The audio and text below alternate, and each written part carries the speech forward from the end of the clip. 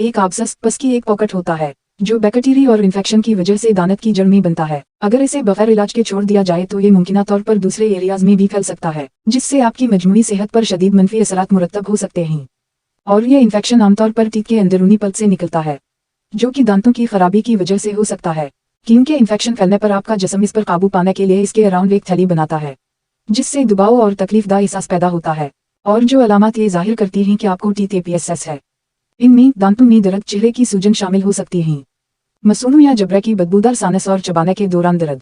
आपको अपनी माउथ में बदबूदार जायका भी महसूस हो सकता है। अगर आबसस से पस निकल रही हो तो आबसस खुद से ठीक नहीं होता, और अगर इलाज ना किया जाए तो जबड़े की हड्डी और दीगर हिस्सों में पस फैल सकती है।